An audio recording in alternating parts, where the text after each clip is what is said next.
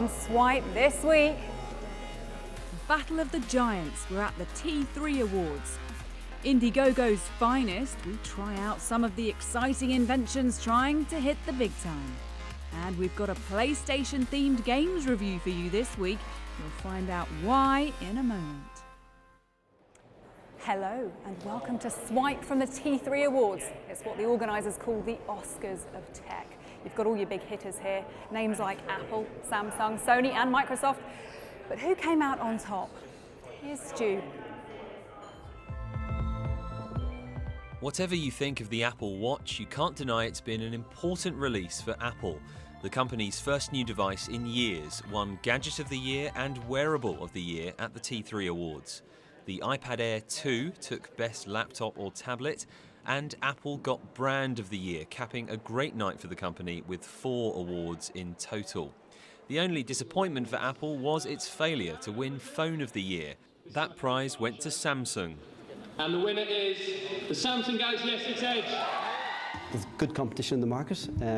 I don't think anyone can compete with what we're doing in terms of innovation, in terms of the display technology, the way we're bring curves to the screen. So yeah, I really encourage competition because it just brings more choice to consumers. Do you feel like you've kind of, the win's been made slightly sweeter, that you've beaten Apple in the phone category tonight? It always makes me more excited, definitely. Augmented and virtual reality are 2 of this year's hot topics in tech, and 2 awards reflected the subject's dominance. The Outstanding Achievement Prize went to Palmer Luckey, the young inventor of Oculus Rift, while Microsoft's holographic headset HoloLens, not widely available yet, won Design Innovation. It's the holy grail in science, isn't it? To be able to experience everything and anything in the world, and to be able to put yourself into places that in physical reality you might not be. If you're in a hospital bed, for instance, and you can't be out of the hospital, but you could experience being a virtual tourist in Rome and seeing the ancient artifacts. It's just, there's so many things that it enables that that's the reason why people are captivated by it. It's science fiction, but it's really here today.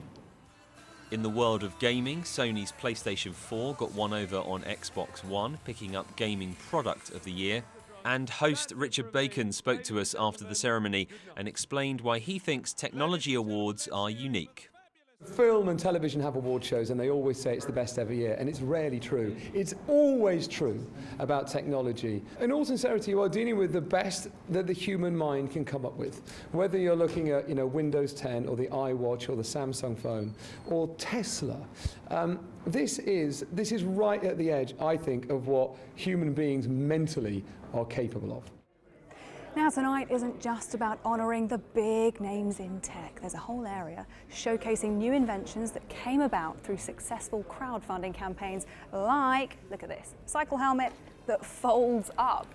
That would actually fit in my handbag, and I have some small handbags. But talking of small things, look at this.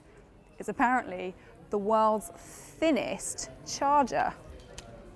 Oh, and if you can hear any buzzing, it's coming from over here where we can meet Jeremy and the micro drone. Tell us about this. So this is the micro drone. What can it do? It can do a lot of things. It flies about 30 miles an hour at top 30? speed. How high? As high as you like. As high as you can see it. It's 120 metres officially, in any direction. Now, why did you decide to develop a drone? Because it's quite a crowded market. There's quite a lot out there. So our drone's modular. I think that's the real key thing, which means if you break something, you can replace one leg at a time. It's not a throw it in the bin and buy a new disposable toy. And there's a little camera in there too? That's right. Let's set it to record. Oh, I can record us. See exactly what we're doing now. So anyone can fly this? I don't need a pilot's license? No, absolutely not. It's far too small. It's completely safe. You can fly it indoors and out. And you were crowdfunding on Indiegogo. That's right. How much did you raise? So we raised $2.5 million. $2.5 million, and what have you done with that money? So it all goes into development and production. It's a really nice thing to be able to sort of go straight to the customer and say, will you help us build this really nice product? And then they get it first off the production line. Okay, well let's see how you are at landing. Do you think you could land in my hands? We'll give it a try. Go on, dare you. Ooh. You're watching Swipe. Coming up, we review some of the best games out on PS4. Now time to take a look at some of this week's other tech news. Defence giant BAE Systems has started night trials on the world's most advanced fighter pilot helmet. The Striker 2 has a high-def, lightweight night vision camera that puts information on the helmet's visor. And its tracking system means the exact position of the pilot's head and the aircraft computer are always in sync. Alerts for missing children could now appear on your Facebook news feed. The site's created a system which gives you information about any missing children in your area. Facebook's also been looking at alternatives to the like button. Founder Mark Zuckerberg has said this week that the company's working on a dislike button so that people can express empathy to some posts. Here's a way to learn the piano without hiring a tutor. A startup backed by Microsoft has released what it's calling the world's first interactive online piano lessons. Scoove works by connecting a keyboard or e-piano to your computer. It listens and gives live feedback. You saw earlier how the PlayStation 4 took Gaming Product of the Year, so it seemed like a good excuse to take a look at the best games for PS4 in our review this week. Here's Gav. Until Dawn is a massive PlayStation exclusive this year, and it's basically an interactive horror teen movie sort of thing, but instead of having just put up with how annoying the characters are, you actually get to influence and change the way that they react to things they say, and the way they sort of interact with characters as well. In this, you can actually change it, so you can, let them die if they really get on your nerves, or sort of just make them better people in this sort of really scary, sort of really creepy sort of horror setting. It's a really good game to play with people who maybe aren't into video games, because it's all about sort of decisions and controlling things at like a split second. It's also really scary, like it gets really creepy at some point and has some really good horror moments in it. Volume is British dev Mike Bithel's difficult second album, if you want. He made Thomas Was Alone, which is generally still one of my favourite games. Welcome to the Volume. It's a really, really nice little game. Volume is completely different. It's this sort of sci-fi stealth game that kind of takes a lot of cues from old Metal Gear Solid games. This is all just about moving around in a stealthy way, and it's really, really good. To look at, you'd be really surprised by how actually deep the gameplay is. Like, I've been playing it for hours and just replaying levels over and over again to try and beat my first attempt, which is something you very rarely get in games these days.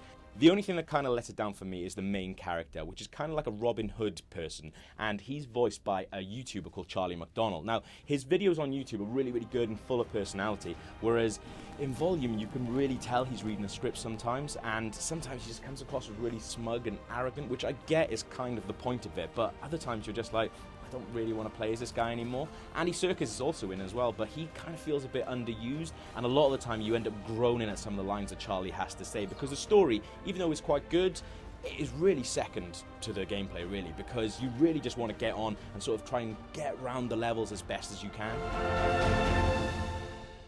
The original Tearaway is the best Vita game. It's just so good. Media Molecule have created this amazing world within the palm of your hand. So to actually take that out of the Vita and put it on the PS4 was probably a really hard thing to do, but they've done an incredible job with it. It's not just a port, and it uses the PS4 controller in a better way than I've seen any game use it so far.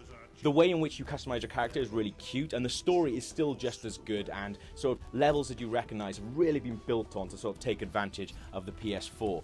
The music is incredible, but it's really sparsely used, so a lot of the time you're walking around in silence, and that can give a really, really odd atmosphere of like the world being quite empty. The only other thing is the Vita comes with a camera built in, whereas the PS4 doesn't. So to get the full experience, you really have to have the PlayStation camera, and like, who has that? Hotline Miami 2 comes from Devolver Digital, who have an amazing relationship with Sony, so it's not surprising that Hotline Miami 2 is a console exclusive on PlayStation 4 and Vita. I'm a huge fan of the original, and for me, this one is never quite as good. It kind of focuses a little bit more on story, which I really, really like, but at the same time, it kind of doesn't need it, because what you want with Hotline Miami is just to get in and go through the levels, which used to be like quite small and manageable. In Hotline Miami 2 are absolutely massive, and sometimes that really sort of hurts the fact that you can't really go back and play them again, because once you finish the level you're like, I'm never touching that again, because you're so annoyed with it. It's not everything I thought it would be, but at the same time it's still better than most games on Vita and PlayStation 4 anyway, which is really crazy when you think, because it's such a small game. The violence is a really big part of it, so you might get some funny looks if you're playing it on the tube, but it's used in a really good way, I think, which is an odd thing to say about really violent games, but if you play it, you'll sort of get what I mean. You have reached the wrong number. That's it for this week. Don't forget to take a look at Sky News on mobile and iPad for some bonus features from this week's episode. I'll see you again next time. Bye-bye.